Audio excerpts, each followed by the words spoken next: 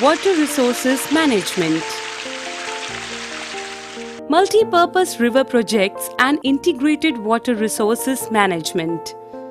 India's historical records show that from ancient times, people have been constructing dams using stone rubble, reservoirs or lakes, embankments and canals for irrigation. During the time of Chandragupta Maurya, dams, lakes and irrigation systems were extensively built. In the 11th century, Bhopal Lake, one of the largest artificial lakes of its time, was built. In the 14th century, the tank of Hauz, Khas, Delhi was constructed by Iltutmish for supplying water to Siri Fort area. Even in the present time, the process of building dams in rivers basins is continuing. A dam is a barrier across flowing water that obstructs, directs, or slows down the flow, often creating a reservoir, lake, or impoundments.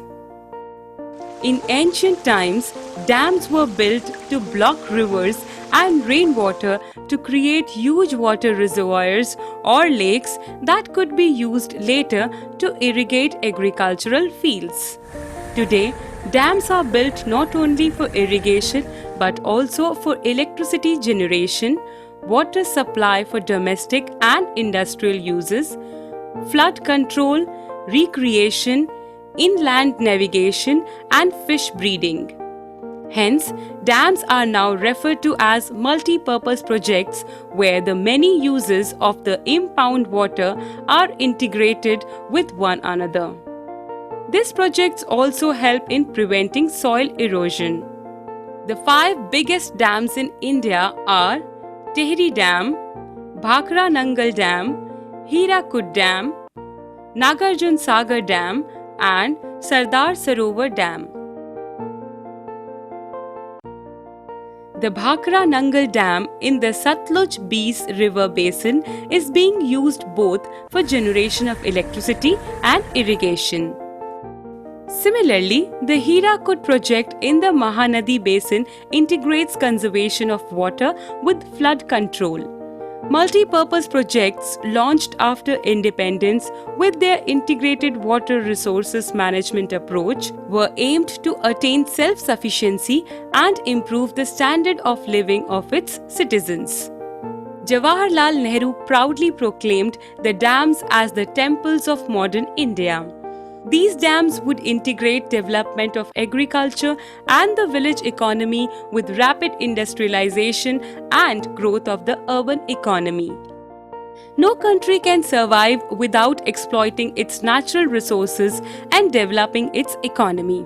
Development of water resources for irrigation and extended agriculture and for generating power by harnessing rivers through dams are essential considerations. In recent years, multi-purpose projects and large dams have come under great scrutiny and criticism for several reasons. Perhaps some of the undesirable or adverse side effects were not seriously thought of at that time, like excessive sedimentation at the floor of the reservoirs. In order to make up for the sediments, the downstream water erodes its channel and banks.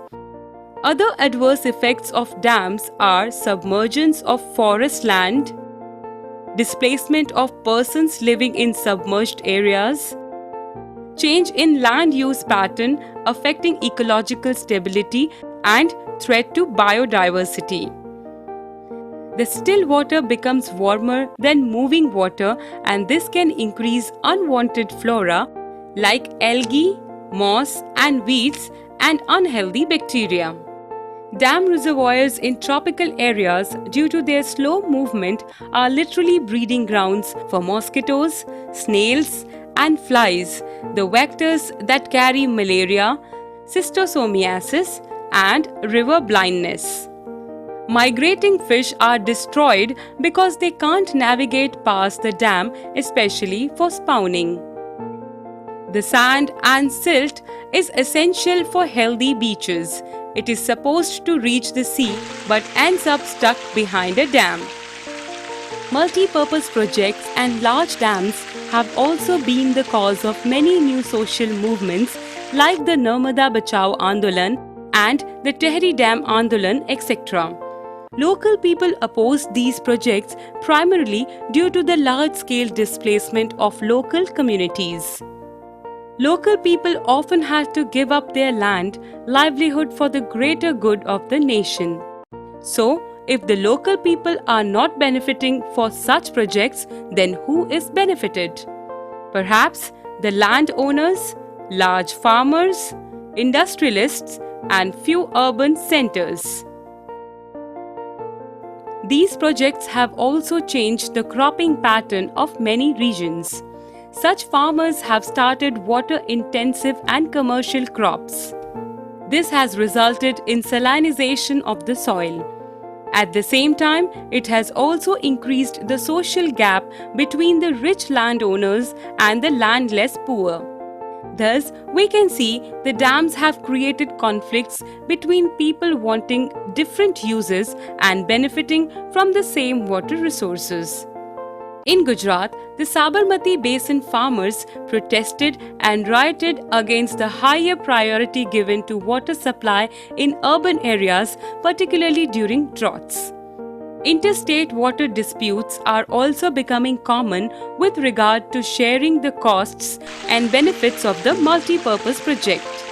Moreover, these projects failed to achieve the purposes for which they were built. Ironically, the dams that were constructed to control floods have triggered floods due to excessive sedimentation in the reservoir. Moreover, the big dams have mostly been unsuccessful in controlling floods at the time of excessive rainfall. Sometimes excess water is released from dams during heavy rains that creates flood-like situation in adjacent areas. The floods not only devastate life and property but also cause extensive soil erosion. Silt brought by rivers is a natural fertilizer. Due to excessive sedimentation of the reservoir, the floodplains were deprived of silt.